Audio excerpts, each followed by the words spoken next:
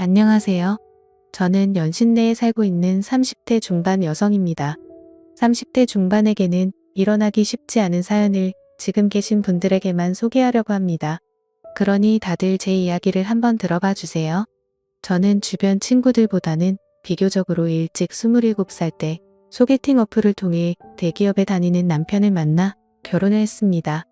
연애 기간이 짧아서 아이는 천천히 가지기로 생각했고 결혼 생활을 하면서 큰 문제 없이 달콤하고 짜릿하게 보냈습니다. 여느 때와 다르게 없는 피부만 스쳐도 두 볼이 발그레해지던 신혼부부 시절 시댁에서 문자 한 통이 왔습니다. 지금 생각해도 정말 소름이 돋는 얘기를 보았는데요. 그 소름 돋는 내용은 바로 도련님을 신혼집에서 같이 한 집에서 살게 하는 것이었습니다. 도련님과 같이 한 지붕 아래에서 살게 되는 것도 문제이지만 더 큰 문제가 하나 있었습니다. 평소 도련님의 행동에 문제가 많았습니다.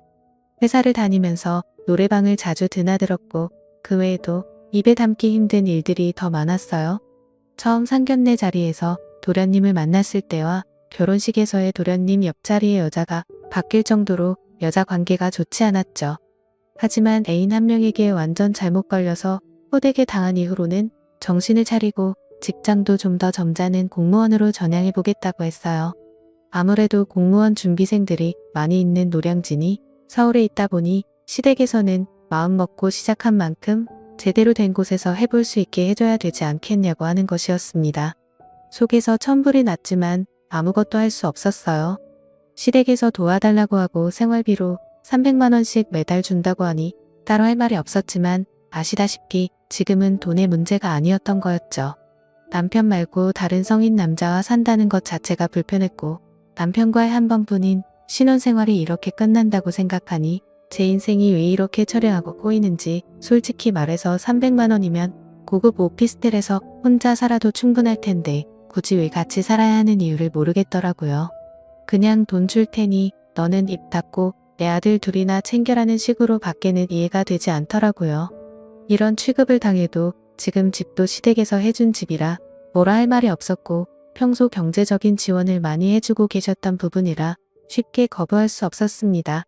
그 이후 도련님은 저희에게로 왔고 받아들이기로 마음을 먹었습니다. 하지만 생각과는 다르게도 학원을 되게 열심히 다니고 밤늦게까지 공부를 하면서 집에 오면은 바로 씻고 자고의 반복이라서 생각보다 큰 문제가 없었습니다.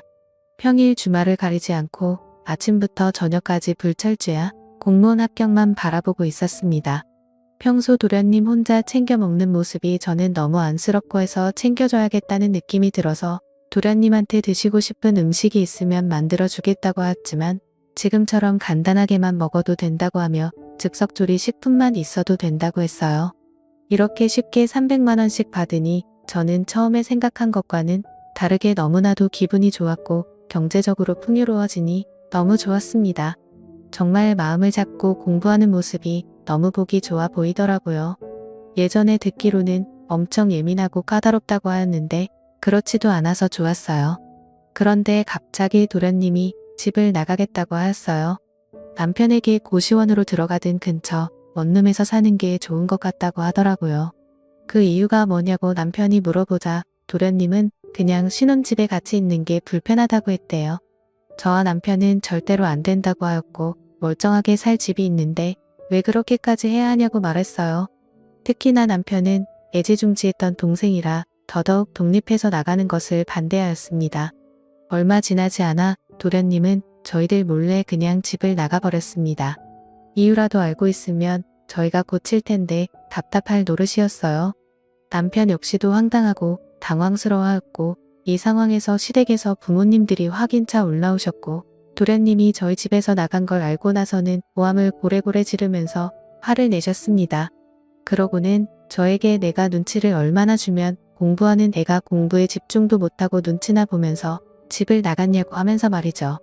저와 남편은 오해를 풀 수 있도록 충분히 말씀드렸고 그 얘기를 들은 시어머니는 지금 당장 나가서 빨리 데려오라고 말하고는 그 자리를 박차고 나가셨습니다. 저도 너무 열이 받아서 시어머니에게 그런 소리 할 거면 이 돈 안 받겠다고 하려고 했지만 일단은 참았어요. 이틀 후 저는 점심을 먹고 쉬려고 했는데 유독 오후에 더워서 시원하게 샤워를 하고 있었어요. 그런데 샤워기에서 나오는 물 사이로 들리는 현관문 도어라 결리는 소리가 들려서 저는 너무 놀랐어요. 평일 오후에 집에 남편은 절대 올 리가 없기 때문에 도둑이든 게 확실하다고 생각했거든요. 순간 너무 무서워서 옷도 제대로 입지 못한 상태로 나왔고 혹시나 도둑인가 생각하고 있었어요. 밖으로 나가지는 못하고 슬쩍슬쩍 보고 있었는데 강도가 아닌 도련님이었어요. 저는 일단은 다행이다라는 마음을 가지고 도련님 방을 뒤따라 갔습니다. 도련님은 뒤에서 몰래 온 저를 보고 깜짝 놀랐고 그 당시 상황을 얘기해 주더라고요. 형수님은 잘못한 게 없고 제가 편하자고 나간 거였어요. 제가 편하자고 고시원으로 들어간 거고 너무 신경 쓰지 마요. 라고는 얘기하지만 뭔가 너무 답답해하는 표정으로 머뭇머뭇 말을 아끼더라고요. 그래서 저는 하고 싶은 말 있으면 말을 해줬으면 좋겠다라고 말하였어요. 그러더니 도련님은 저에게 시원한 맥주 한 잔만 달라고 하였고 저는 바로 술 냉장고에 넣어둔 맥주를 꺼내서 드렸어요. 도련님은 얼마나 답답했는지 그 자리에서 맥주 한 캔을 다 마셨어요. 그러고는 집 나간 진짜 이유를 말해주더라고요. 이유를 들은 저는 너무 민망해서 몽들발을 몰랐어요. 그 이유는 바로 매일 밤마다 저와 남편의 사랑의 속삭임 때문이었어요. 사실 저희는 신혼부부이고 지나가다가 스치기만 해도 뜨거워지기 때문에 저도 모르게 실수를 했는데 도련님 귀에 너무도 잘 들렸다는 겁니다. 저희 부부도 조심을 한다고 하긴 했는데 결국 그렇게 되었던 거죠. 도련님이 새벽에 물 마시러 나왔다가 그런 소리를 들으면 제대로 공부에 집중을 할 수 없었다고 하더라고요. 특히 제 소리를 들으면 심장이 터질 것 같고 그 생각에 펜을 잡기가 힘들었다고 하더라고요. 아직 혈기왕성한 나이라 몸과 마음이 너무 힘들어서 그랬다고 하니 제가 다 미안해지고 그랬답니다. 앞으로는 조심하겠으니 들어와서 살라고 하였어요. 저는 어떻게든 남편이 오기 전까지 도련님을 집에 있게 하기 위해서 시간을 끌어야겠다는 생각을 했고 필사적으로 못 나가게 하려다 그만 사고가 나고 말았습니다. 도련님과 손을 마주 잡고 있는데 갑자기 도련님은 형이 너무 부럽다며 형수님 같은 완벽한 여자와 사는 사람이 어딨냐고 미치도록 부럽다고 하였어요. 그러면서 갑자기 저를 좋아해왔다고 말했습니다. 처음 인사 자리에서부터 첫눈에 반했고 제게 계속 끌렸다고 말이죠. 그런 마음을 없애려고 예민하게 굴었다고 하더라고요.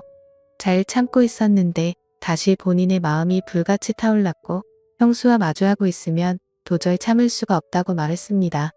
그렇게 말을 하더니 도련님은 제게 다가왔고 저도 내심 도련님을 마음에 두고 있어서였는지 저희 둘은 결국 실수를 저지르고 말았어요. 결국 정신이 돌아온 뒤에 도련님과 저는 평생 죽을 때까지 가지고 가야 하는 비밀이라고 약속하였고 도련님은 다시 저희 집으로 들어오기로 하였습니다. 그 이후로 남편 보기가 미안했지만 사람은 실수할 수 있다고 생각했고 죄책감은 넣어둔 채 일상을 살아갔어요. 물론 우리 부부의 신혼생활도 중요했기 때문에 남편과는 일부러 밖에 나갔다 들어오고는 했어요. 그러던 어느 날 남편이 출장을 가게 되었던 날인데 갑자기 도련님이 초저녁에 일찍 들어오는 겁니다. 그래서 도련님에게 무슨 일인데 이 시간에 집에 오냐고 공부는 어떻게 됐냐고 물었고 그러자 도련님은 물건을 두고 온 게 있어서 왔다고 했는데 도련님 입에서 술 냄새가 진동하였습니다. 도련님이 갑자기 저에게 요즘은 두 사람 사이가 괜찮냐고 묻더라고요. 저는 무례하다는 생각을 해서 대꾸를 하기 싫어 그대로 제 방으로 들어가려던 찰나 제 손목을 부여잡더니 도련님은 오늘 같이 있으면 안 되냐고 묻더군요. 그래서 절대 안 된다라고 타일렀습니다. 하지만 술에 취한 도련님은 형수와 실수한 거 형한테 다 털어놓을 거라고 하더군요.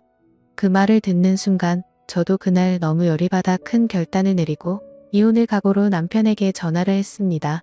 그리고 얼마 전 실수를 했었던 일들을 하나도 빠짐없이 말하였고 도련님의 계속된 요구에 나도 흔들릴 수도 있을 것 같은 게 사람 마음이다라고 말했습니다. 남편은 이 말을 듣자마자 출장을 취소하고 집으로 들어오더라고요. 도련님은 이미 집에서 나가고 도망간 상태였고 남편은 제게 욕을 퍼부었고 당장 짐 싸서 나가라고 소리쳤습니다. 어쩔 수 없이 집에서 나와 저는 친정집으로 가게 되었고 며칠 뒤 남편에게서 연락이 오더군요. 도련님과는 의절하고 살 거라고 말했고 저와는 이혼을 하자고 말하더라고요. 남편이 용서해준다면 앞으로 2번 다시는 절대 그럴 일 없을 거라고 싹싹 빌었지만 남편의 마음은 굳건했습니다. 그래서 저는 울고 불며 계속 용서해달라고 빌었고 제 모습에 남편은 일단 조금만 더 생각을 해보겠다고 하네요. 정말 어떻게든 이 상황이 지나갔으면 좋겠습니다. 남편에게 큰 죄를 지은 것 같아 너무 미안하네요. 말도 안 되는 거 알지만 잠깐의 실수가 결국 이 사단을 만들어버리네요. 그냥 비밀로 할 걸 괜히 말했나 하는 생각도 듭니다. 지금까지 제 사연을 들어주셔서 감사드립니다.